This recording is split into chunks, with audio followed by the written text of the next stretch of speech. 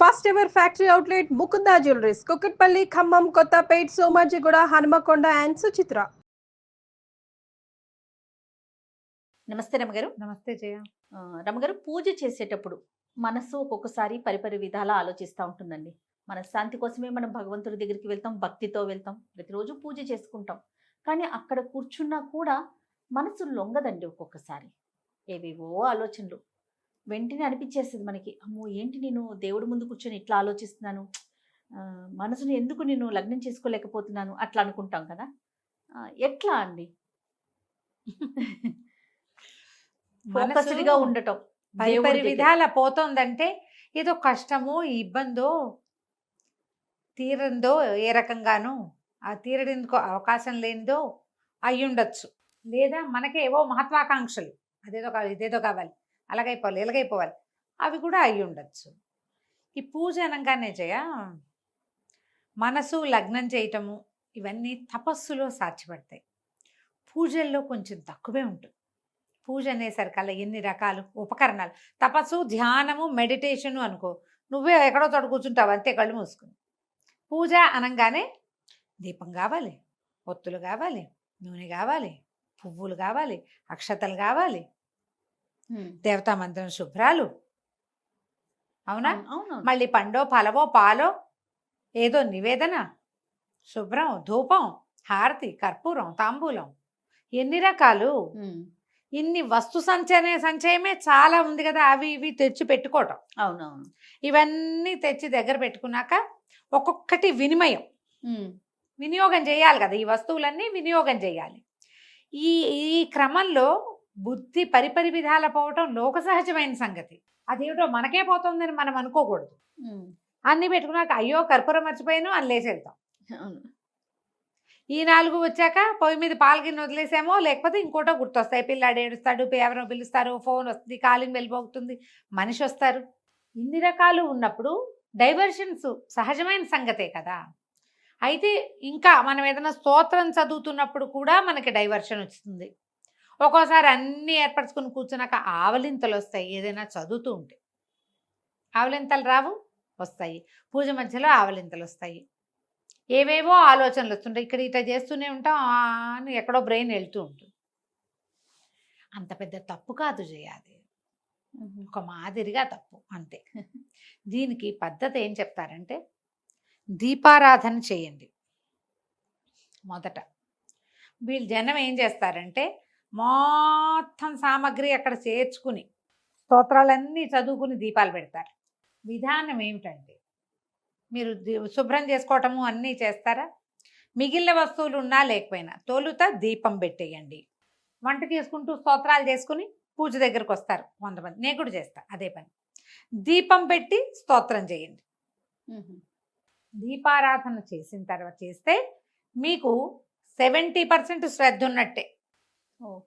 Amendment అనుకోవద్దు, దీన్ని సహజంగానే చెప్పబడింది. మన మహాభారతంలో భీష్ముల వారు ధర్మరాజుకు ఉపదేశించిన వాటిలలో ఇది కూడా ఒక ధర్మంగా ఉంది. దీపం మొదట, ఒత్తులు దేంట్లో ఇది వేసేసి ఒత్తులు వేయకుండా మొదట నెయ్యో నూనె మీరు దేంతో చేస్తున్నారో దీపారాధన కుందిలో నూనె నెయ్యితోటి నింపి ఆ పైన ఒత్తులు వేసి 2 వేస్తారా, 3 ఒత్తులు కలిపి ఒక ఒత్తిగా వేసుకుంటారా, ఒక ఆవొత్తి, ఒక నుంచునే ఒత్తి, ఒక పువ్వొత్తి, ఒక కాడవత్తి వేస్తారా. అవన్నీ మీ ఇళ్లలో ఉండే విధానాలు మీకు అలవాటైనవి. లోక సహజంగా చెప్పబడింది సాధ్యం త్రివర్తి సంయుక్తం అని.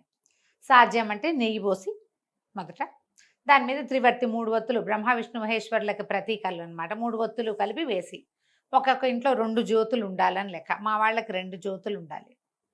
అందుకని నేను 2 ఒత్తులేమో అడ్డంగాను 1 ఒత్తి నిలువుగాను వేస్తాను. ఎవరి పద్ధతులు వాళ్ళవి. మీ ఇళ్లలో ఏది ఉంటే అది.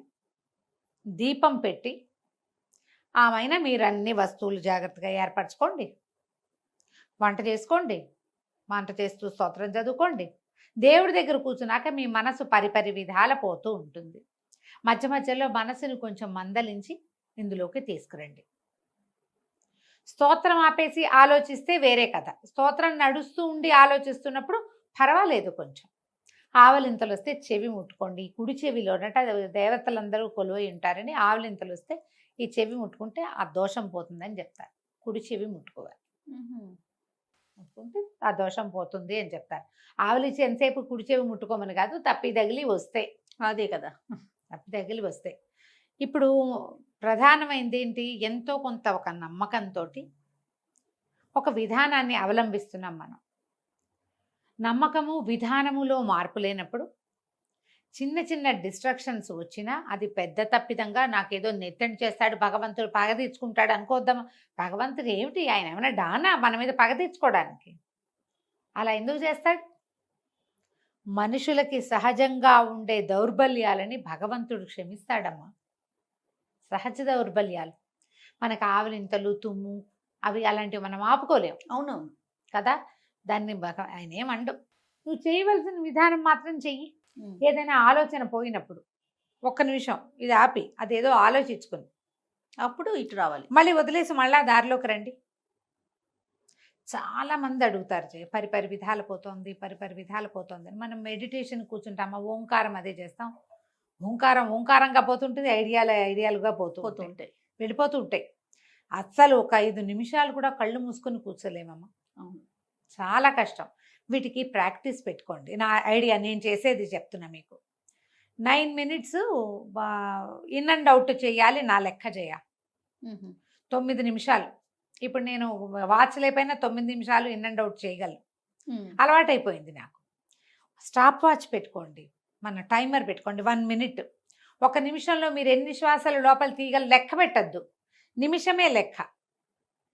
క్రమంగా అది విధానం మీకు అలవాటు అవుతుంది. ఆ పూజలో కూర్చున్నప్పుడు కూడా గాఢంగా శ్వాస తీసి వదిలిపెట్టండి. ఎప్పుడైతే మీ మనసు బయటికి పోతుంది అనిపిస్తుందో ఒకసారి ఇన్ ఫుల్గా పూర్తిగా మంచి గాఢమైన శ్వాస తీసుకుని వదిలిపెట్టండి. ఒకవేళ ఏదైనా భరించరాని సమస్య, ఇబ్బంది అవి ఉంటే మళ్ళీ గాఢంగా ఊపిరి తీసుకోండి. భగవంతుడి వైపు ఎటు కూర్చున్నారటు కాకుండా రెండో పక్కకు తిరిగి కూర్చోండి. ఒక్క నిమిషం పాటు నిట్టూర్పు వదిలిపెట్టి అని వదిలిపెట్టేస్తే సగం ప్రెషర్ లోపల నుంచి వెళ్ళిపోతుంది. అనుభవిస్తే కానీ అది తెలియదు. నిట్టూర్పుతో అమ్మా అనుకుంటే మనకేదో ఫ్రీగా ఉన్న ఫీలింగ్ వస్తుంది. దేవుడా అనుకుంటే కూడా బాగా గాలి తీసుకుని సాదాగా గాలి వదిలి మనం పూజలో పడచ్చు. మీకు భరించరాని ఇబ్బంది ఉన్నప్పుడు గాలి తీసుకోవటం 2-3 సార్లు నిట్టూర్పులు వదిలి రిలాక్స్డ్గా ఫీల్ అవ్వడానికి ప్రాక్టీస్ చేయండి. అప్పుడు మీకు దేవుడి మీద శ్రద్ధ కుదురుతుంది. కుదురుతుంది డెఫినెట్గా. ఒకవేళ అలా కూడా సాగట్లేదు, ఈ స్తోత్రం ఆపేసి ఒక 5 times ఒట్టిగా ఓంకారం చేయండి. గాఢంగా శ్వాస తీసుకోవటం, లెంగ్దీ ఓంకారం, అది కూడా పనిచేస్తుంది. ఆ పూజ కాస్త ముగించి మీరు ఏం చేయదలుచుకున్నారో అది చేసుకోండి. ప్రధానమైంది ఇలా అవటం వల్ల అదేదో అవుతుందని ఇలాంటి భావాల్లోకి వెళ్ళొద్దు. ఇలాంటి నెగిటివ్ థాట్స్, మనకి ఏదో సమస్య ఉండే కదా ఆలోచనలు వస్తున్నాయి, నెగిటివ్గా ఏదో కొంప కూడా మునిగిపోతుందేమో, దేవుడు కూడా కోపం వస్తుందేమో, ఇలాంటి భావాలు వచ్చినాయంటే మీ తాలూకు స్ట్రెస్ లెవెల్స్ ఇంకా పెరిగిపోతాయి. దానివల్ల మీరు ఇంకా కొంచెం అశ్రద్ధ అయిపోతారు దేవుడి విషయంలో. అవును కదా, దాన్ని పెంచుకోవద్దు. ఓకే, ఏమీ అవదు.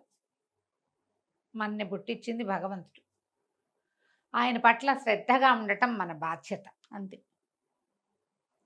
బాధ్యతను నిర్వర్తించేటప్పుడు అప్పుడప్పుడు అటు ఇటు మళ్ళీ దారిలోకి వద్దాం. ఇలా ఆలోచించి ఈజీగా వెళ్ళిపోండి. తప్పకుండా రమ్మగారు. నమస్తే. నమస్తే.